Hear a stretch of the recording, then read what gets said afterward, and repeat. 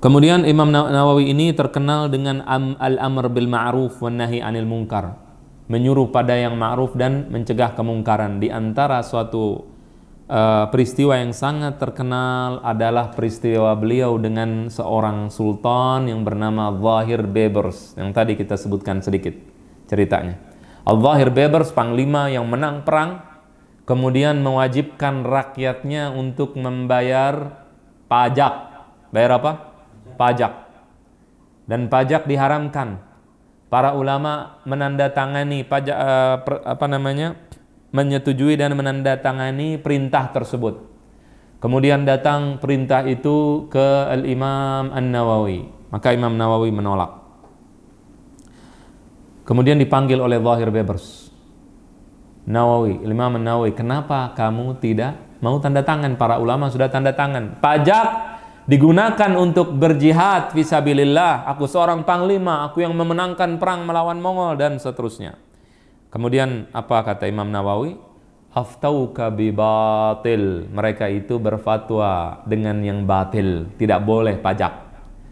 Kecuali engkau sudah mengeluarkan seluruh harta pribadimu yang berlebihan dan harta daripada menteri-menterimu yang berlebihan, semua kemewahan sudah engkau keluarkan, baru pada saat itu engkau boleh mengambil pajak untuk berjihad. Tapi engkau hidup bermewah-mewahan, misalkan nyewa jet pribadi, wala pesawat pribadi, kemudian ngambil pajak dari rakyat. Nah ini berbahaya, tidak boleh, haram. Karena apa? Karena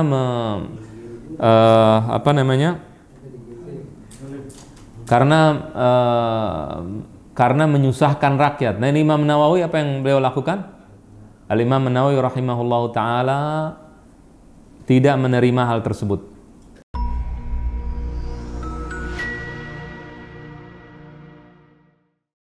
Assalamualaikum warahmatullahi wabarakatuh. Bismillahirrahmanirrahim. Alhamdulillah. Alhamdulillahilladzi ahata bikulli syai'in khabara wa ja'ala likulli syai'in qadra wa asbagha 'alal khalaiqi min hifdhihi sitra. Ashhadu an la ilaha illallah wahdahu la syarika lah. Ahmaduhu wa ashkuruh wa atubu ilaihi wa astaghfiruh. Wa ashhadu anna sayyidana Muhammadan abduhu wa rasuluh ursila ilan nas kaffatan basyiran wa nadhira wa da'iyan ilallahi biiznihi wa sirajan munira. Wa ala alihi wa sahbihi wa man tabi'ahum bi ihsanin ila yaumiddin akhladallahu lahum dhikra wa a'zama lahum ajra. Wa ba'du, pertemuan kita kali ini adalah pertemuan yang sangat spesial karena kita akan membicarakan seorang ulama besar. Kita akan membicarakan Al-Imam An-Nawawi rahimahullahu ta'ala. Ketika membicarakan orang-orang soleh, maka turun rahmat Allah subhanahu wa ta'ala. Dan pada saat kita datang untuk mendengarkan sirahnya, mendengarkan kisahnya, kita bertujuan untuk memuji sang imam, untuk menjelaskan kisahnya, untuk mengikuti yang ia lakukan selama hidupnya. Dan itu sebenarnya bukan dalam rangka memuji sang imam atau memuji sang ulama, tetapi dalam rangka agar kita ini bisa mendapatkan rahmat Allah dan juga syafaat daripada yang kita sebutkan. Jadi kita sedang memuliakan diri kita pada saat kita menceritakan Imam Nawawi, bukan sebaliknya. Bukan kita memuji untuk memuliakan Imam Nawawi, tapi sebaliknya. Ketika kita menyebut dia, maka kita sedang berusaha untuk memuliakan diri kita. Al-Imam An-Nawawi rahimahullah dilahirkan pada tahun 631 Hijriyah. Sebelum kita bicara tentang Al-Imam An-Nawawi, beliau hidup di akhir masa Daulah Ayyubiyah, di masa lemahnya Daulah Abbasiyah, Beliau hidup juga di masa Daulah Mamalik. Daulah namanya Mamalik. Mamalik itu apa artinya? Mamalik artinya adalah budak. Jadi para budak menjadi sultan, menjadi para pemimpin. Nanti akan kita ceritakan. Beliau melihat dan menyaksikan kelemahan dan kemunduran umat Islam di dalam berbagai macam bidang, termasuk di dalam bidang militer. Terjadi serangan daripada Louis ke-9 ke kota Suria, ya, ke Mesir, ke Suria, namanya Hamlah Tansiriyah atau Hamlah Salibiyah atau perang salib. Kita ketahui terjadi perang salib antara umat Islam dengan Kristen, dan itu terjadi dalam beberapa masa. Nah, Louis ke-9 ini menyerang, dan juga Holako, ya, Holako menyerang, Mongol menyerang Baghdad pada saat itu. Jadi Imam An-Nawawi rahimahullahu ta'ala hidup di dalam keadaan yang kondisi politik sedang perang, sedang dalam keadaan kacau. Mongol pada saat diserang, umat Islam pada saat diserang oleh Mongol itu, umat Islam kalah. Di Baghdad dibantai, dihancurkan. Dan di Baghdad itu mayat bergelimpangan di mana-mana. Kemudian darah mengalir di mana-mana.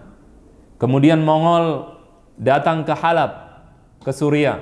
Kemudian datang ke Damaskus dan seterusnya, sampai dia mengirim utusan ke Mesir agar pemimpinnya yang bernama Qutuz menyerah.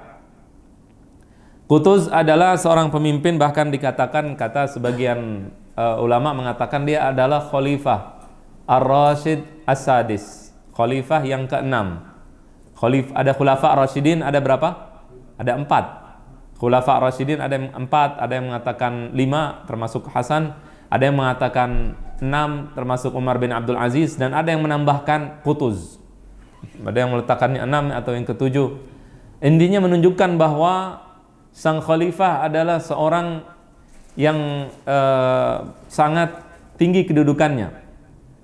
Qutuz pada saat diutus oleh Holako, utusan Holako datang menemuinya, maka Qutuz membunuh mereka.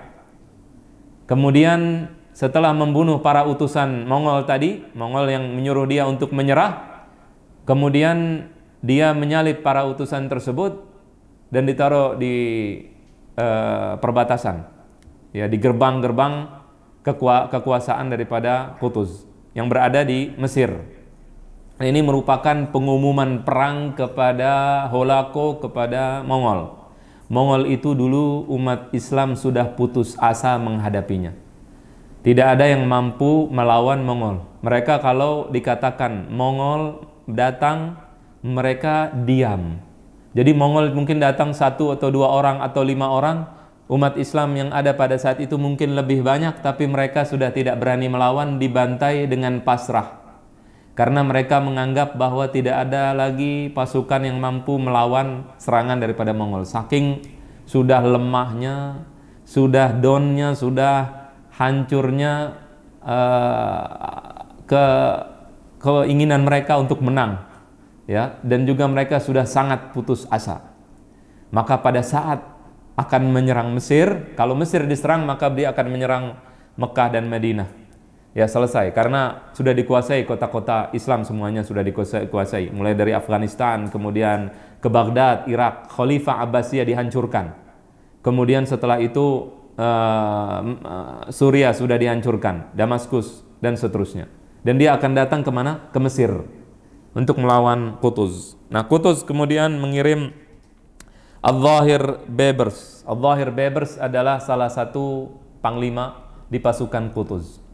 Kemudian Zahir Bebers dan juga para ulama dan para umat Islam yang berada di Mesir tidak menunggu Holako datang, Mongol datang, tapi mereka datang menyerbu Mongol, dan kemudian bertemulah kedua pasukan di dalam sebuah peperangan yang sangat terkenal, yaitu Perang Ain Jalut.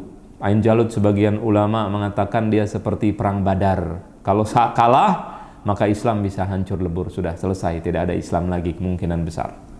Maka pada saat itu Al-Zahir Bebers memenangkan pertempuran tersebut, dan kemudian Al-Zahir Bebers dan juga Qutuz memenangkan pertempuran melawan Mongol dan kemudian mengusir Mongol dari tempat-tempat atau negara-negara Islam yang dia kuasai. Nah, kemudian setelah itu Qutuz terbunuh dan digantikan oleh Al-Zahir Bebers. Al-Zahir Bebers adalah budak tadinya, kemudian dia menjadi sultan atau menjadi penguasa. Dan juga dari situ kemudian mulai daulah, namanya Daulah Al-Mamlukiyah atau Daulah Al-Mamalik. Nah, jadi itu adalah kurang lebih keadaan masa Imam Nawawi pada saat beliau lahir dan hidup. Itu yang terjadi. Jadi Imam Nawawi dilahirkan tahun 631 Hijriyah. Nah, kemudian wafat daripada Sultan yang terkenal, Sultan namanya As-Saleh Najmuddin Ayyub, Daulah Ayyubiyah pada tahun 647 Hijriyah. Kemudian berdirinya Daulah Mamlukiyah pada tahun 658 Hijriyah. Kemudian ada serangan dari pasukan salib tahun 647 Hijriyah. Dan pasukan jatuhnya Daulah Abbasiyah tahun 656 Hijriyah. Nah, ini semua adalah keadaan-keadaan yang dilihat dan juga dihidupi oleh Imam Nawawi, terjadi pada masa Al-Imam An-Nawawi rahimahullahu ta'ala. Beliau, Imam Nawawi, adalah seorang ulama besar.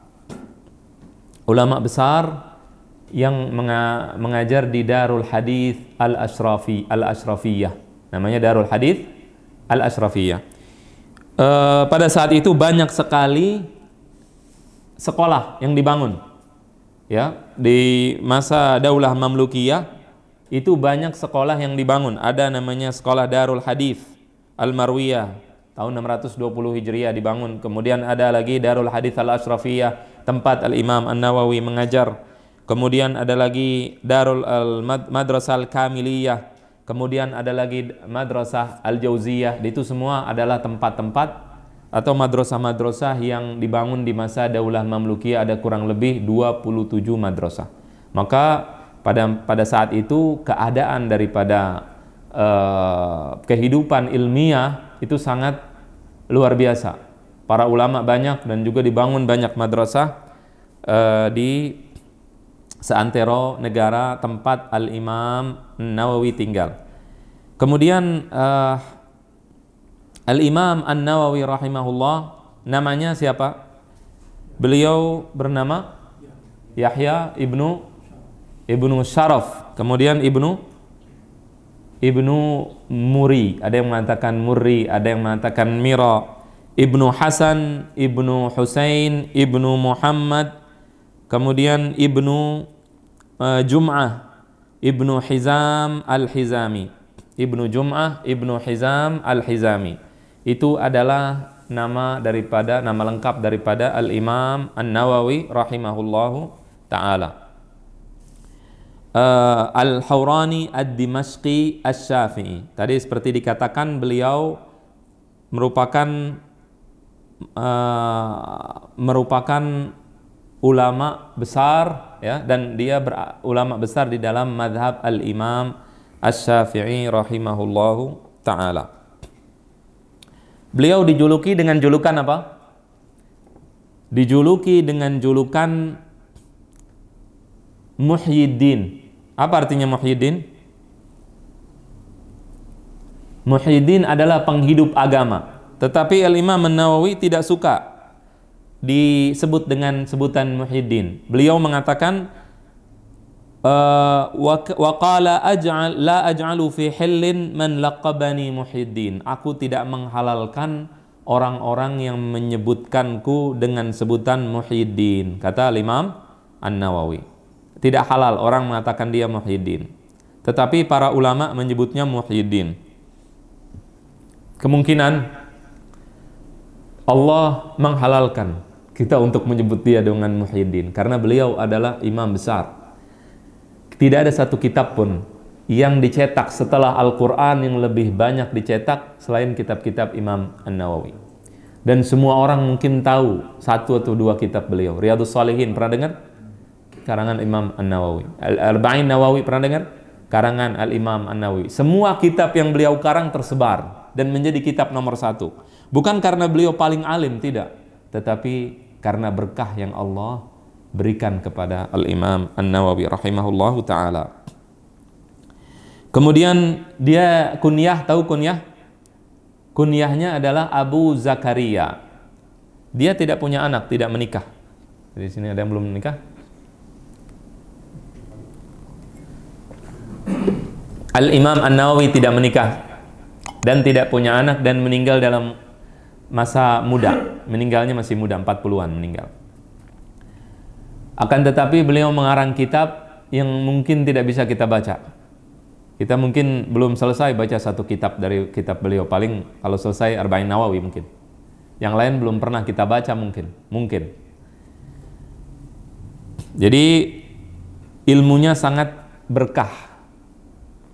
Al-Imam An-Nawawi ilmunya sangat berkah. Kita bisa mengambil banyak hal dari Imam Nawawi, dari keilmuannya. Kemudian kita bisa mengambil dari ibadahnya. Kita bisa mengambil dari kewaraan dan kezuhudannya, dan bisa mengambil dari ibadah amar ma'ruf nahi mungkarnya. Beliau adalah seorang ulama yang menjalankan ibadah amar ma'ruf nahi mungkar, memerintahkan kepada yang baik dan mencegah daripada kemungkaran. Kunyah beliau apa tadi? Abu Zakaria. Dia tidak punya anak. Kenapa disebut dengan Abu Zakaria? Karena namanya Yahya bin Zakaria, Nabi. Biasanya orang Arab menamakan anaknya dengan nama bapaknya. Jadi Zakaria bin Yahya. Ada kadang-kadang orang namanya Yahya ibnu Zakaria, ibnu Yahya ibnu Zakaria, ibnu Yahya ibnu Zakaria, ulang 3-4 kali begitu kan. Ngapalinnya enak, gampang. Nah, karena namakan nama bapaknya. Dan tidak ada masalah memberikan kunyah walaupun orang itu tidak punya anak, tidak ada masalah untuk menghormatinya. Itu kebiasaan atau masyarakat Arab. Tapi dia tidak menyebut dirinya Abu Zakaria. Orang yang menyebutkan dirinya Abu Zakaria. Dia dilahirkan di kota Nawa.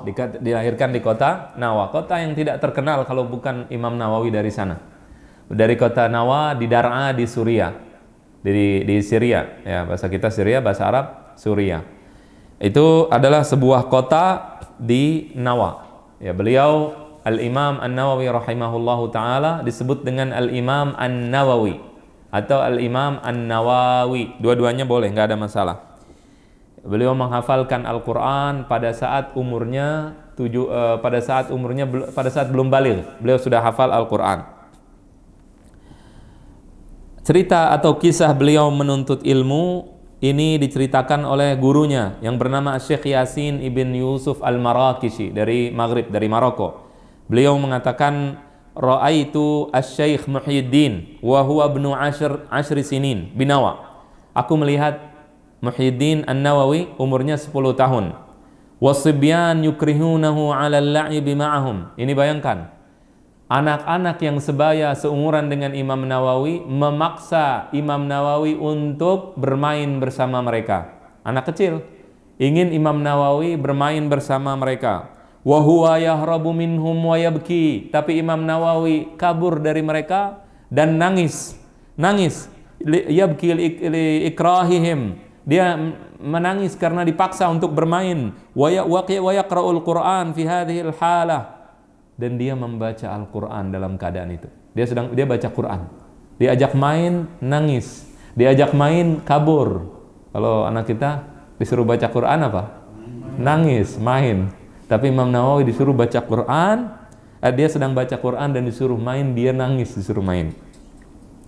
Kemudian beliau mengatakan, fawaqa'a fi qalbi mahabbatuhu. Kemudian hatiku ini sangat mencintainya karena melihat dia seperti itu. Wa ja'alahu abuhu fi dukkan faja'ala la yashtaghil bil bai'i wasyira'i 'anil Qur'an. Kemudian dia melihat Imam Nawawi ini disuruh jaga toko oleh bapaknya. Tapi dia di toko selalu baca Quran. Selalu membaca Al-Quran. Kemudian dia mengatakan, fa'ataitu alladhi yuqri'uhul Quran fawassaituhu bihi wa qultu lahu hadha as-sabi yurja an yakuna a'lama ahli zamanih wa azhadahum. Dan kemudian aku datang kepada gurunya yang mengajarkan Quran dan dia mengatakan, aku berharap anak kecil ini merupakan seorang yang akan menjadi ulama yang paling besar di zamannya. Nah, dan juga orang yang paling zuhud di zamannya, wa yantafi'un nas bihi, kemudian orang-orang mengambil manfaat darinya. Kemudian setelah itu dikatakan, qala amunajjimun ant, kamu ini tukang ramal, tukang tenung, katanya.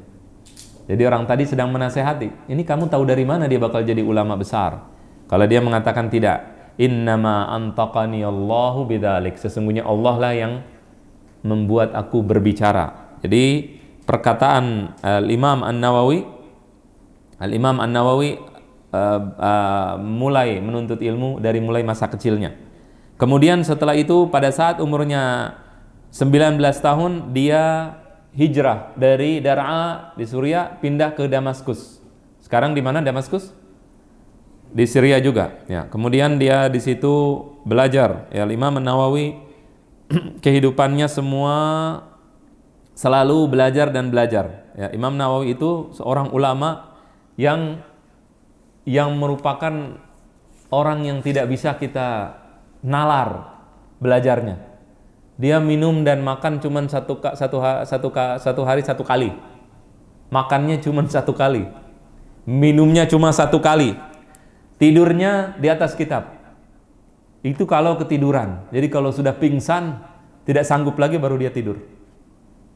Sisa kehidupannya semuanya dengan ilmu dan dengan kitab. Ya. Dan kemudian Imam Nawawi merupakan ulama yang disepakati dari seluruh madhab, dari seluruh umat. Tidak ada yang menjelekkan Imam Nawawi. Imam Nawawi bermadhab Syafi'i, berakidah Asy'ari. Penting diketahui. Nanti akan kita jelaskan bukti-buktinya. Akidahnya adalah Asy'ari. Akan tetapi beliau dan kitab-kitabnya dipakai lintas madhab di seluruh madhab. Baru muncul orang-orang zaman sekarang mulai menjelekkan Imam Nawawi. Ada sekarang di YouTube Syekh Fulan menjelekkan Imam Nawawi, dijelekkan. Ya, ini orang kurang kerjaan. Karena dia mencari musuh, yang dicari nggak tanggung-tanggung. Imam besar, Al-Imam yang tidak ada yang berani berbicara jelek tentang beliau. Karena ilmunya, karena zuhudnya, karena takwanya, karena wara'nya. Tetapi mereka orang-orang yang asqiya, orang-orang yang ingin cari gara-gara di akhirat, di dunia dan di akhirat. Ya, karena membicarakan ulama, menjelekkan ulama, itu tidak paham bagaimana menetapkan posisi khilaf atau perbedaan pendapat. Ya, mereka baca di kitab A, kemudian mereka mulai menjelekkan para ulama. Ada juga yang mengkafirkan Imam Nawawi, dikatakan Imam Nawawi kafir. Ada yang lagi yang mengatakan Asy'ari itu kafir. Kemudian Nawawi Asy'ari. Dia bilang, saya tidak mengatakan Imam Nawawi kafir, tapi saya bilang Asy'ari kafir dan Imam Nawawi Asy'ari. Berarti Imam Nawawi apa? Kafir. Itu mau tidak mau dia mengatakan seperti itu. Di kitabnya begitu dia bilang. Kemudian dia belajar di dalam pelajarannya, setiap hari dia belajar 12 pelajaran. 12 mata pelajaran. Kita di sekolah belajar berapa mata pelajaran? 4 atau 5. Imam Nawawi belajar 12 mata pelajaran bukan lewat YouTube.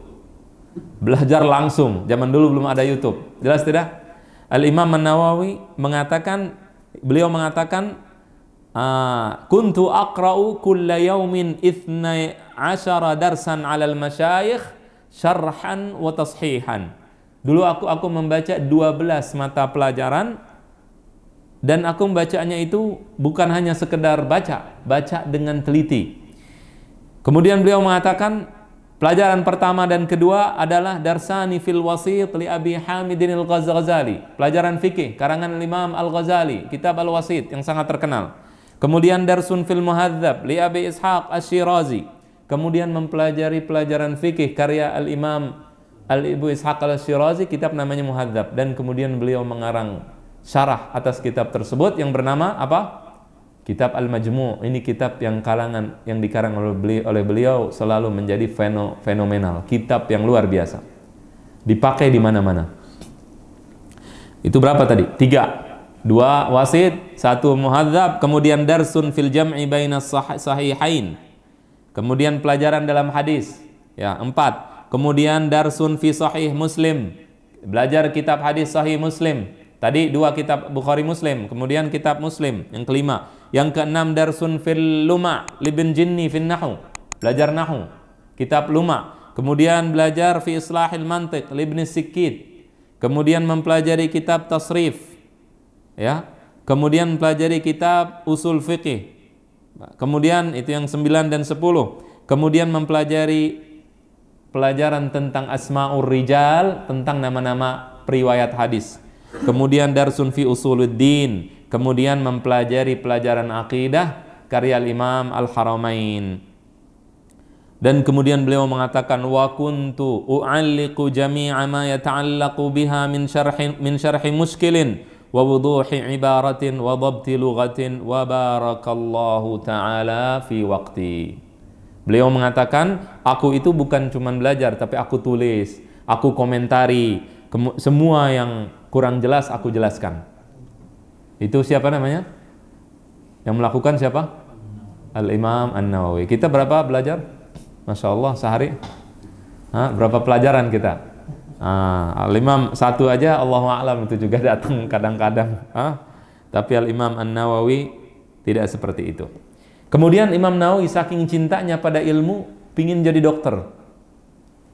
Dia berpikir pingin belajar kedokteran.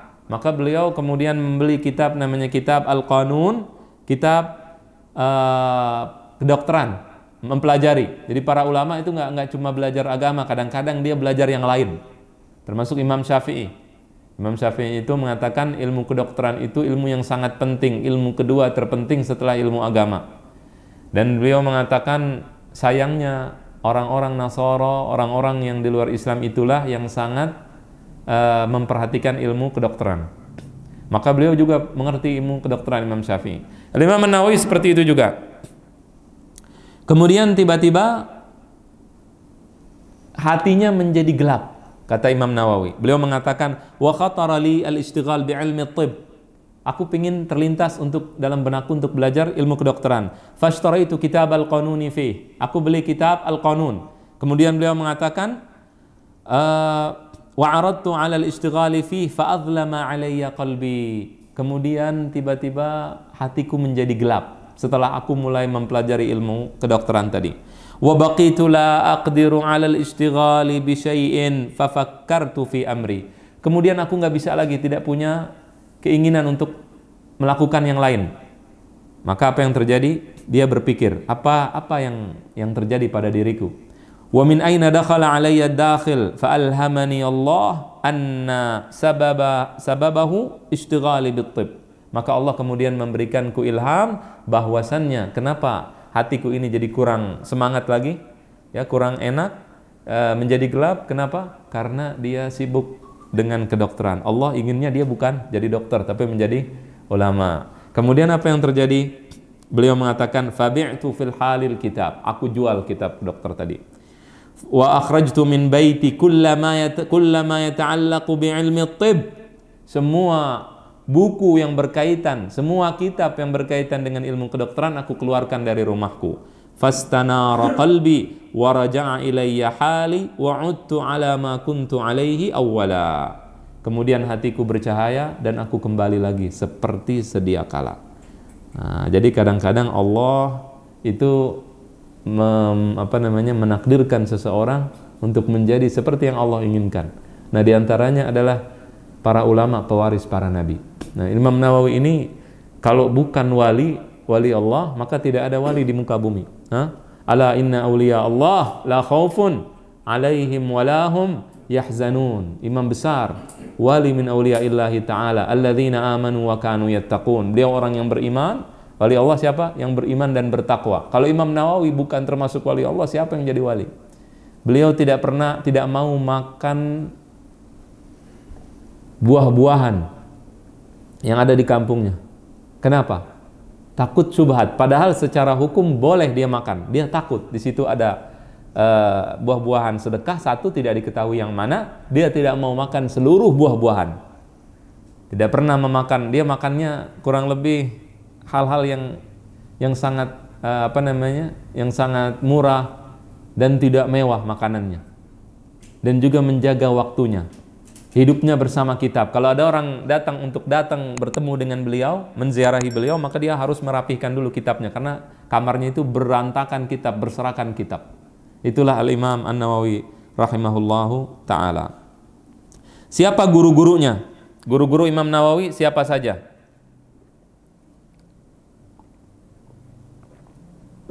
Nah, ini nanti akan kita sebutkan.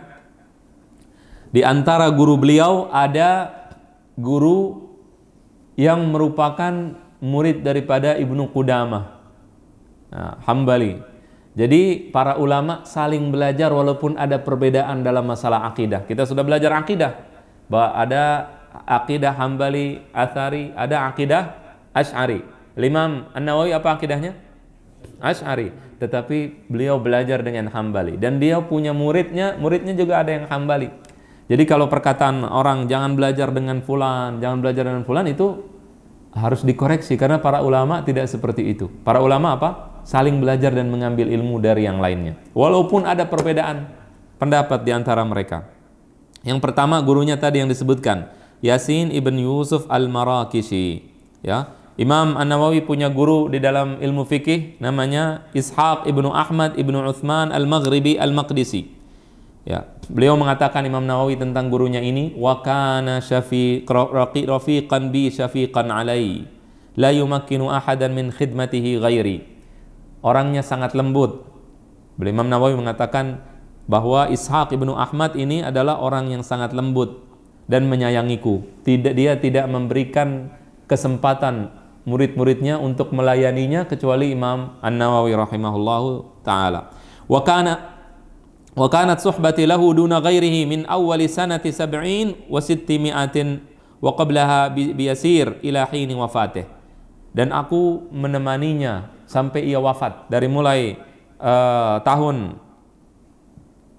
670 Hijriah atau sebelumnya sampai wafatnya sang guru tadi. Kemudian di antara gurunya ada yang namanya Sallar Ibnul Hasan Ibnu Umar Ibnu Sa'id Al-Irbili. Ya. Beliau mengatakan, Imam Nawawi mengatakan, Syekhun al-Imam al-Bari' al-Mutqin al-Muhaqqiq al-Mudaqqiq Imamul Madhhabi fi asrih wal muttafaqi ala imamatih. Imam yang merupakan imam madhab di dalam masanya, dan beliau merupakan seseorang yang disepakati keimamannya. Wa fadlihi wa nazahati, dan keutamaannya serta kebersihannya. Kebersihan maksudnya adalah kebersihan dalam kehidupannya, dalam sejarah hidupnya.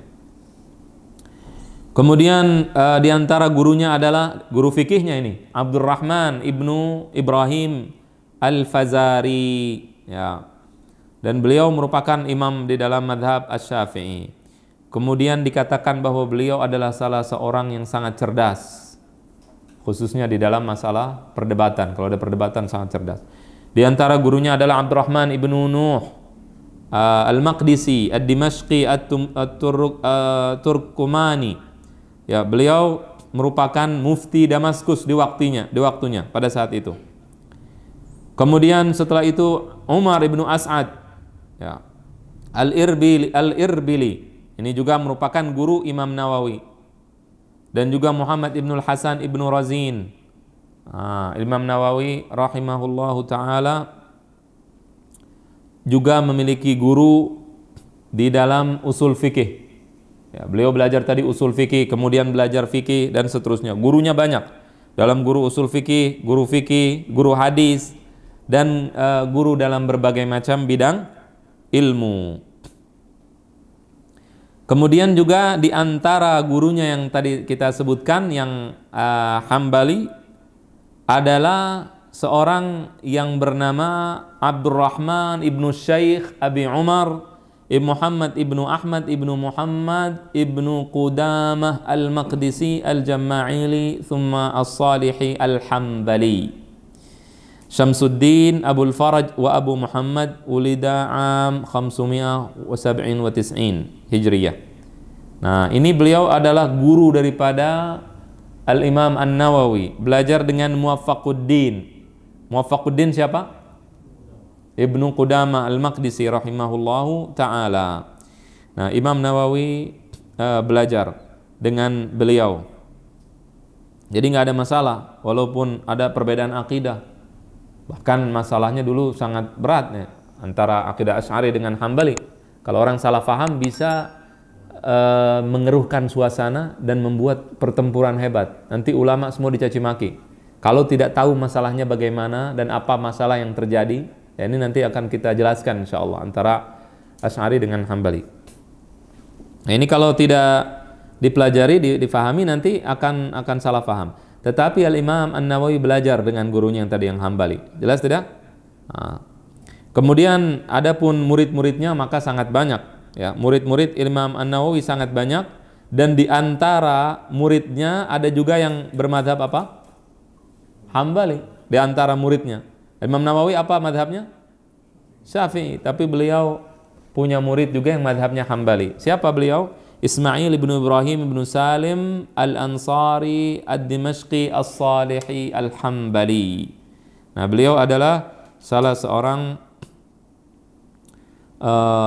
seorang murid Al-Imam An-Nawawi yang bermadhab Hambali, yang terkenal. Juga di antara muridnya yang bermadhab Hambali adalah Al-Imam Muhammad ibnu Abil Fatah ibnu Abil Fadl Al-Ba'labaki Al-Hambali. Ini adalah merupakan seorang muhaddis, seorang imam Al-Hambali, Imam Hambali di Damaskus. Imam Hambali di mana? Di Damaskus. Jadi beliau juga merupakan murid daripada Al-Imam An-Nawawi.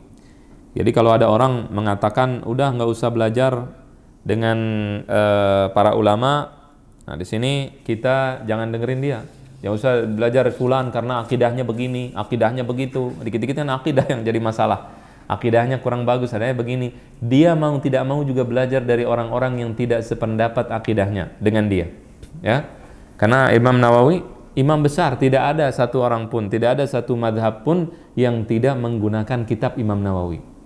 Kalau kitabnya tidak dipakai, yang rugi dia, yang terputus ilmunya dia, bukan Imam Nawawi yang rugi. Jelas tidak? Baik. Kemudian di antara kitab-kitab Imam Nawawi yang terkenal di antaranya Riyadhus Shalihin. Kitab Riyadhus Shalihin ini tadi kita katakan dicetak setelah Al-Qur'an, kitab yang paling banyak dicetak. Kitab yang paling banyak dipelajari. Mungkin semua rumah punya tuh kitab, sebagian orang.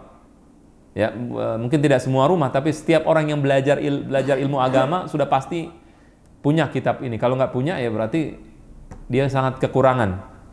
Kitab paling penting, referensi terpenting dalam kitab namanya Riyadhus Shalihin. Kitab itu mengumpulkan hadis-hadis Bukhari, kemudian hadis Muslim, kemudian diberikan judul, kemudian diberikan syarah sedikit begitu.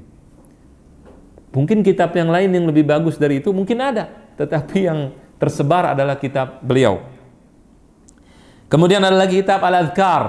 Kitab apa namanya? Al-Adhkar. Kitab apa? Tentang zikir pagi dan petang dan yang lainnya. Masih banyak kitab-kitab yang lain yang dikarang tentang ini. Tetapi yang terkenal adalah kitab Al-Adhkar. Para ulama mengatakan bi'id dar washtaril adhkar. Jual rumah, beli kitab adhkar. Suruh jual rumah kalau nggak punya duit buat beli kitab ini. Jelas tidak? Saking luar biasanya ini kitab dan tersebar di mana-mana. Ini kitab para ulama, para santri, para kiai, para ustadz tahu. Nggak ada yang nggak tahu. Jelas tidak? Kemudian ada lagi kitab Al-Majmu' dalam fikih, terkenal. Kitab ini nggak selesai. Kemudian diselesaikan oleh orang yang datang sesudahnya. Tapi nggak ada yang menyamakan seperti karangan Imam Nawawi. Kemudian ada lagi kitab Minhaj At-Talibin. Minhaj At-Talibin itu kalau kita belajar fikih Syafi'i, kitab terakhirnya Minhaj At-Talibin udah bisa jadi mufti. Kalau udah belajar kitab Imam Nawawi. Jelas tidak? Kemudian setelah itu di dalam Mustalahul Hadis Imam Nawawi juga punya kitab judulnya At-Taqrib wa Taysir li Sunanil Basyirin Nadhir. Ini kitab dikarang oleh Imam Nawawi, kemudian tidak terkenal. dikarang, dia ngarang tidak terkenal. Setelah beberapa abad, 2 abad lebih, ada seorang ulama bernama Al-Imam As-Suyuti, kemudian beliau mengarang kitab Tadribur Rawi Syarah Taqribin Nawawi. Tadribur Rawi, syarah penjelasan dari kitab yang dikarang oleh siapa? Imam Nawawi. Itu karangan daripada Imam Nawawi, kemudian disyarah oleh Imam Suyuti. Kemudian kitab ini tersebar luar biasa di mana-mana, dan orang yang belajar namanya mustalahul hadis. Tahu mustalahul hadis? Kalau mau belajar hadis dhaif, sahih, belajar mustalahul hadis. Itu pakai kitab Tadrib Ar-Rawi. Ya, dulu ana belajar kitab Tadribur Rawi dengan ulama dari Damaskus, dari Syria. Ini kitab menjadi kitab rujukan di universitas-universitas di dunia Islam sekarang. Nggak punya anak, tetapi dia punya anak dari anak, nasabnya bukan nasab biologis tapi nasab ilmu. Kita semua anak-anak daripada Imam An-Nawawi rahimahullahu ta'ala. Kemudian, tetapi kalau kita perhatikan, ada nggak ulama yang lebih alim daripada Imam Nawawi, lebih berilmu? Ada, tetapi yang tersebar kitab beliau. Kenapa? Berkah. Itu menunjukkan bahwasannya ilmunya dan kitab yang dikarang terkenal.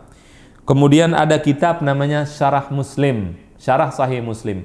Kitab yang lebih bagus dari yang dikarang oleh Imam Nawawi mungkin lebih banyak. Ada Imam Qurtubi mengarang atau mensyarah kitab Sahih Muslim. Ada lagi para ulama yang lain mensyarah Sahih Muslim, Al-Qadhi Iyad dan seterusnya. Tetapi yang terkenal adalah syarah Al-Imam An-Nawawi. Padahal syarahnya biasa begitu, tetapi terkenal dan tersebar di mana-mana. Kemudian ada lagi kitab yang sangat terkenal, yaitu kitab Al-Arba'in An-Nawawiyah. Ada yang nggak tahu Arba'in? Biasanya dihafalin oleh anak-anak kecil. Antum sih udah lewat itu. Saholala. Ini kitab 40 hadis, karena ada ada hadis yang memberikan pahala fadilah orang yang mengarang 40 hadis. Banyak ulama berlomba-lomba ngarang 40 hadis. Ada 40 hadis di dalam jihad, 40 hadis dalam ini, 40 hadis dalam itu. Banyak sekali yang mengarang seperti itu. Tetapi yang terkenal adalah kitab Al-Imam An-Nawawi. Apa isinya?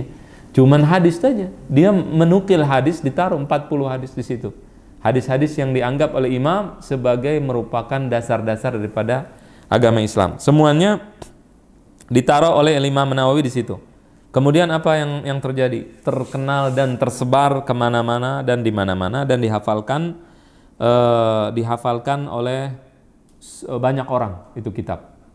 Ya, kitab Arba'in namanya An-Nawawi. Anak-anak suruh hafalin tuh kitab Arba'in Nawawi, dihafalin oleh anak-anak kecil. Kalau bisa juga di sini diadakan daurah penjelasan tentang kitab Arba'in Nawawi. Anak-anak yang hafal Quran juga hafalin kitab Arba'in Nawawi.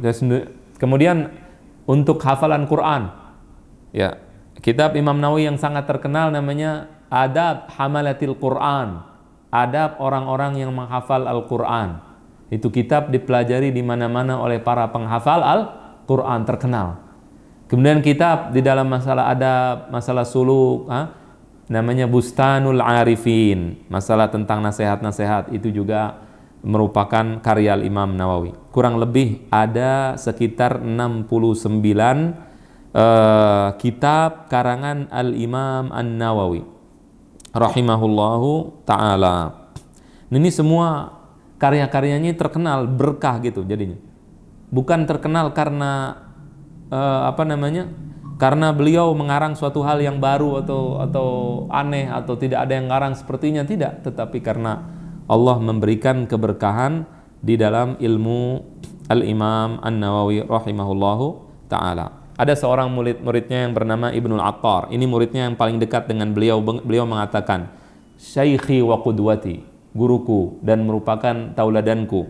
"Dzut tasani fil mufidah," ulama yang memiliki berbagai macam karangan yang bermanfaat. "Wal muallafatil hamidah, auhadu dahrih wa faridu asrih," orang yang tidak ada lagi di zaman yang seperti dia. As-Sawwam, yang sangat rajin berpuasa. Al-Qawwam, yang sangat rajin sholat. Az-Zahidu fid dunya, orang yang sangat zuhud dengan dunia. Ar-raghibu fil akhirah, orang yang sangat menginginkan akhirat. Sahibul akhlaqil mardiyah, orang yang akhlaknya sangat diridhai. Wal mahasinis saniyah, dan kebaikan-kebaikan yang baik. Al-alim ar-rabbani al-muttafaq ala ilmihi wa imamatihi, seorang alim rabbani yang disepakati keimamannya dan keilmuannya. Seperti yang tadi kita katakan, ada satu kelompok, dua orang anak-anak kecil di TikTok, di mana, di YouTube. Nah, bukan kecil dalam artian umurnya, dia jenggotan panjang tetapi otaknya tidak jalan karena menghina Imam Nawawi. Mulai mencari-cari Imam Nawawi rahimahullah ta'ala, kesalahan-kesalahan para imam, menghina Imam Nawawi, menghina Imam Abu Hanifah, menghina Imam As-Suyuti, banyak para imam, menghina Imam Al-Izz bin Abdissalam, dibuat dan tersebar di dunia Arab, dan juga orang-orang yang bisa bahasa Arab banyak yang mengikuti, na'udzubillahi ta'ala, mengikuti orang tadi. Kemudian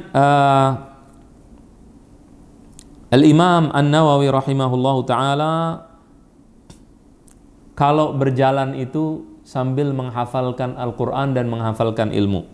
Ya, jadi dia kalau lagi jalan sambil ngulangin tuh hafalannya, sambil mengulangi hafalannya, supaya tidak menyia-nyiakan waktunya. Tadi kita katakan juga, dia kalau makannya itu apa? Makannya sekali sehari. Nah, dan tidak menikah. Imam Nawawi tidak menikah. Karena banyak ulama itu, kalau pernah ada ulama yang sampai bukunya dibakar oleh istrinya. Karena istrinya cemburu. Cemburu sama siapa? Sama buku. Ya, mungkin antum juga pernah ngerasain ya, istri cemburu dengan buku. Ada yang pernah, ha? Kalau sekarang sama HP. Nah, iya, pinter ente, Masya Allah. Itu maksudnya tadi. Ya, dengan HP. Kalau zaman dulu para istrinya cemburu dengan buku, bukan dengan HP. Kemudian apa akidah Al-Imam An-Nawawi? Ini penting untuk dijelaskan. Akidah Imam Nawawi rahimahullahu ta'ala adalah apa? Asy'ari. Dari mana? Karena sebagian orang tidak mau mengakui bahwa Imam Nawawi itu Asy'ari. Jadi begini, masalah kalau kita tidak mau mengakui para ulama ini sesuai madhabnya, sesuai fakta. Dia merubah-rubah karena tidak sesuai dengan dia, dan Imam Nawawi nggak bisa dijauhkan. Kalau Imam Nawawi dijauhkan, ilmu nggak ada. Mau belajar sama siapa? Ya, karangan-karangannya, karya-karyanya dipelajari di mana-mana. Baik orang yang suka atau tidak suka, wajib mempelajari ilmu beliau. Akidahnya adalah, kalau Imam Sakhawi mengatakan, akidahnya adalah sarraha al-Yafi'i wa tajus subki. Para ulama diantaranya Imam al-Yafi'i dan As-Subki mengatakan annahu Asy'ari, bahwa beliau adalah Asy'ari dalam kitab Tabaqat Asy-Syafi'iyyah Al-Kubra. Kemudian Al-Imam Adz-Dzahabi mengatakan kana madhhabuhu fi sifatis sam'iyyah as-sukut. Al-Imam An-Nawawi itu diam, tidak mengartikan hal-hal yang di dalam asma wa sifat yang kita sudah belajar, ya. Tidak mentakwil, mentakwil. Wa imraruha kama ja'at. Beliau menerima hadis itu apa adanya, tafwid, menyerahkan ilmunya kepada Allah Ta'ala.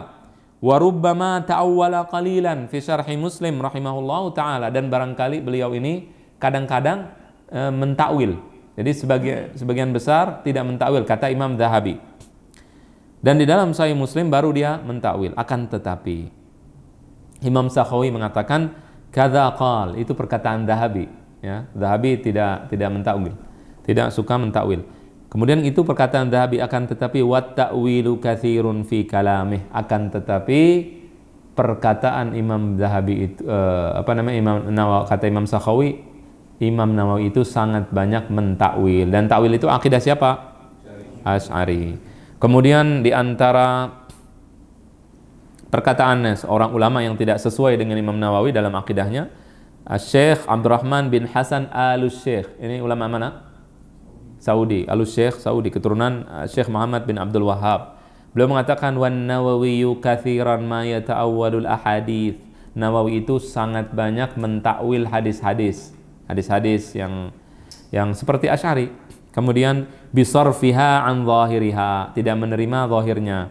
Fayaghfirullahu ta'ala lahu, semoga Allah mengampuninya. Ini kata seorang ulama yang tidak sesuai dengan Al-Imam Nawawi dalam akidahnya. Jelas tidak? Jadi ini merupakan akidah daripada Imam An-Nawawi. Di antaranya juga beliau mengatakan dalam kitab Tahdzibul Asma' was Sifat, Asma' wal Lughat, karya beliau mengatakan ketika menjelaskan biografi Imam Al-Ustadz Ishaq Al-Isfaraini, beliau mengatakan wa kana al-ustadzu, imam namanya, ada seorang imam namanya Abu Ishaq Al-Isfaraini, ahadath thalathati alladhina ijtama'u fi asrin wahid ala nasri madhhabil hadithi was sunnah. Imam Abu Ishaq Al-Isfaraini ini merupakan salah seorang ulama dari 3 ulama yang membela kitab dan sunnah, Al-Quran dan sunnah. Siapa Al-Quran dan sunnah? Binasri, kemudian fi al-masailil kalamiyah, membela kitab dan sunnah di dalam masalah-masalah kalam, masalah-masalah ilmu kalam. Al-qaimina binasri madhhabis Syekh Abil Hasan al-Asy'ari, merupakan 3 orang, salah satu dari 3 orang ulama yang membela madhab al-Imam Abul Hasan al-Asy'ari. Wahumul Ustadz Abu Ishaq al-Isfaraini wal Qadhi Abu Bakar al-Baqillani, dan dia 3 orang itu adalah Al-Isfaraini, kemudian Al-Baqillani, wal Imam Abu Bakar ibn Furak, dan Imam Abu Bakar bin Furak. Itu 3 orang ulama Asy'ari sangat terkenal. Kemudian juga di dalam Sahih Muslim beliau mengatakan wa qad qarrara a'immatuna minal mutakallimin dzalika ahsana taqrir bidalailihimul qat'iyyati sam'iyyati wal aqliyah. Para ulama dan imam-imam dari mutakallim, dari ahli kalam, telah menjelaskan itu dengan sebaik-baik penjelasan dengan dalil-dalil yang pasti, dalil dari Al-Quran dan juga dalil akal. Jadi Imam Nawawi mengatakan bahwa para ulama kalam merupakan imam-imam kami. Kemudian beliau juga mengatakan di dalam, Imam Dhahabi mengatakan di dalam kitab Tarikhul Islam, wan Nawawi rajulun asy'ariyul aqidati ma'rufun bidzalik. Imam Nawawi adalah seorang Asy'ari yang terkenal dengan keasy'ariannya. Yubaddi'u man khalafahu, beliau membid'ahkan orang yang bertentangan dengannya. Wa yubaligh fit taghlidhi alaih, dan berlebihan di dalam mengingkari orang yang bertentangan dengannya. Itu kata Al-Imam Adz-Dzahabi. Imam Dzahabi tidak sesuai dengan Imam An-Nawawi dalam akidah. Kemudian di dalam kitab Raudhatul Talibin dikatakan walau qala la ilaha illa sakin. Kalau ada orang mengatakan bukan la ilaha illallah, bukan la ilaha illallah, dia mengatakan la ilaha illa sakinus sama, tidak ada Tuhan kecuali yang tinggal di langit. Masuk Islam enggak orang tersebut? Lam yakun mu'minan, dia tidak masuk Islam, tidak beriman. Wa kadza law qal, kenapa? Li'anna sukun muhalun 'ala Allah Ta'ala, karena tinggal itu mustahil bagi Allah Ta'ala. Jadi beliau, Imam An-Nawawi tidak mengatakan bahwa Allah tinggal di langit. Dan juga beliau mengatakan di dalam kitab Raudhatul Talibin, au athbata ma huwa manfiyun anhu bil ijma', barang siapa yang menetapkan bagi Allah sesuatu yang dihilangkan dari Allah atau dicegah dari Allah itu dengan ijma', kal alwan, seperti Allah itu berwarna misalkan, au athbata lahul ittisal wa awil infisal, kana kafiran, maka dia orang kafir. Ya, orang yang menetapkan Allah itu bersambung dengan sesuatu atau berpisah dari sesuatu dan seterusnya, maka beliau itu kafir. Jadi banyak akidah yang sebenarnya merupakan akidah daripada siapa? Daripada Asy'ari. Jadi kalau mengatakan Imam An-Nawawi bukan Asy'ari, ini agak-agak sulit juga diterima. Kemudian Imam Nawawi ini terkenal dengan al-amr bil ma'ruf wan nahi 'anil munkar, menyuruh pada yang ma'ruf dan mencegah kemungkaran. Di antara suatu peristiwa yang sangat terkenal adalah peristiwa beliau dengan seorang sultan yang bernama Zahir Bebers, yang tadi kita sebutkan sedikit ceritanya. Al-Zahir Bebers, panglima yang menang perang kemudian mewajibkan rakyatnya untuk membayar pajak. Bayar apa? Pajak. Dan pajak diharamkan. Para ulama menandatangani pajak menyetujui dan menandatangani perintah tersebut. Kemudian datang perintah itu ke Al-Imam An-Nawawi, maka Imam Nawawi menolak. Kemudian dipanggil oleh Zahir Bebers. Nawawi, Imam An-Nawawi, kenapa kamu tidak mau tanda tangan? Para ulama sudah tanda tangan. Pajak digunakan untuk berjihad fisabilillah. Aku seorang panglima, aku yang memenangkan perang melawan Mongol dan seterusnya. Kemudian apa kata Imam Nawawi? Aftauka bi batil. Mereka itu berfatwa dengan yang batil, tidak boleh pajak. Kecuali engkau sudah mengeluarkan seluruh harta pribadimu yang berlebihan dan harta daripada menteri-menterimu yang berlebihan, semua kemewahan sudah engkau keluarkan, baru pada saat itu engkau boleh mengambil pajak untuk berjihad. Tapi engkau hidup bermewah-mewahan, misalkan nyewa jet pribadi, wala pesawat pribadi, kemudian ngambil pajak dari rakyat. Nah ini berbahaya, tidak boleh, haram. Karena apa? Karena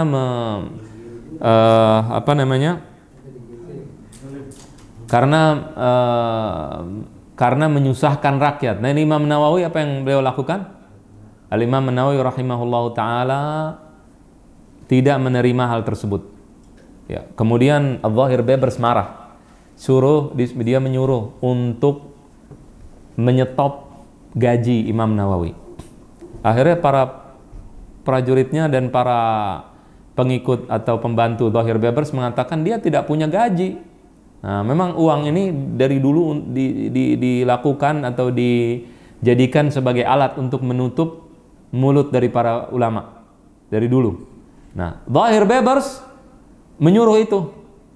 Kemudian kata para pembantunya Zahir Bebers, ini nggak ada gajinya. Terus dari mana dia makan? Dia makan, diberikan, dia ngajar di sekolah, di situ ada makanan, dia makan dari situ, diberikan oleh ibunya, kadang-kadang oleh bapaknya. Jadi bapak dan ibunya yang memberikan beliau makan.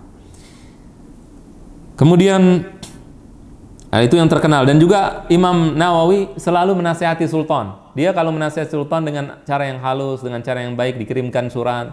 Tapi Zahir Bebers ini, sultan yang memimpin pada saat itu marah. Imam Nawawi ngomong pelan-pelan, dia marah. Begitu dia marah, maka Imam Nawawi, karena dia keras, Imam Nawawi keras juga kepadanya.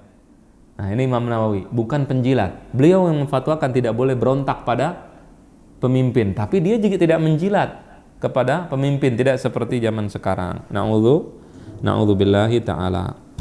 Kemudian Al-Imam An-Nawawi rahimahullahu ta'ala pada saat akan meninggal dunia, beliau mulai mengatakan kepada muridnya Ibnu Attar, dia mengatakan, "Qum hatta nuwaddi'a ashabana wa ahbabana." Mari kita kita memberi salam dan juga mengucapkan selamat tinggal kepada kawan-kawan kita dan kekasih-kekasih kita. Kemudian dia mengatakan, kemudian fakharajtu ma'ahu ilal qubur alladhi dufina fiha ba'du masyayikhihim fazarahum wa da'a wa baka. Kemudian dia datang ke kuburan para guru-gurunya dan juga kawan-kawan yang telah wafat, dan dia mendoakan mereka, kemudian beliau menangis. Thumma zara ashabahul ahya. Kemudian datang mengunjungi kawan-kawan yang masih hidup, ka Syekh Yusuf Al-Biqai wa Syekh Muhammad Al-Akhmimi wa Syekhna Syekh Syamsuddin ibni Abi Umar Syekhil Hanabilah.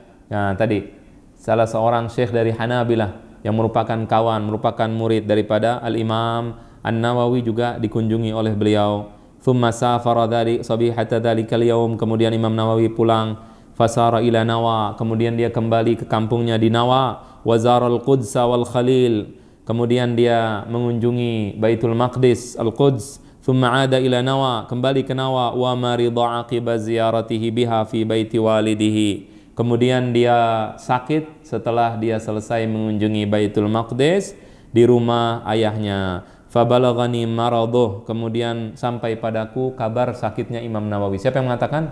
Ibnu Attar, muridnya.